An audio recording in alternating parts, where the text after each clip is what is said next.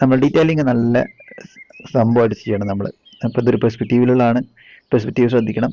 അപ്പോൾ പെർസ്പെക്റ്റീവ് ദൂരെയുള്ള ഭാഗങ്ങൾ അധികം ദൂരമില്ല, പക്ഷേ നമ്മളിവിടെ അതിന് ദൂരം കാണിക്കാൻ വേണ്ടിയിട്ട് കുറേ കാലം ബ്ലറാക്കി വിടണം. ഇപ്പം ഞാൻ ഓരോരോ പാർട്ട്, അതായത് ചുമര്, ഓട്, ഷീറ്റ്, അവിടെ തൂക്കിയിട്ടിരിക്കുന്ന ഒരു പ്ലാസ്റ്റിക്കിന്റെ സംഭവങ്ങൾ, ചെടി, അങ്ങനെ ഓരോരോ പാർട്ടിനെ ഇങ്ങനെ പെയിന്റ് ചെയ്ത് വിടുകയാണ്. ഇനി ഇതിനൊക്കെ നമുക്ക് നെഗറ്റീവ് പെയിന്റിങ് വെച്ച് ചെയ്യാനുള്ള ഭാഗങ്ങളായിട്ടാണ് വരുന്നത്. റോഡിന്റെ ഭാഗമൊന്നും നെഗറ്റീവ് പെയിന്റിംഗ് ഇല്ലെങ്കിൽ പോലും അത് അതിന്റെ പാർട്ടായിട്ട് ഇങ്ങനെ പെയിന്റ് ചെയ്ത് പോവാണ്. ഇനി ഇതൊക്കെ നമുക്ക് അടുത്ത ഡാർക്ക് ലെയർ നെഗറ്റീവ് പെയിന്റിങ് ചെയ്യുന്ന സമയത്താണ് തെളിഞ്ഞു വരിക.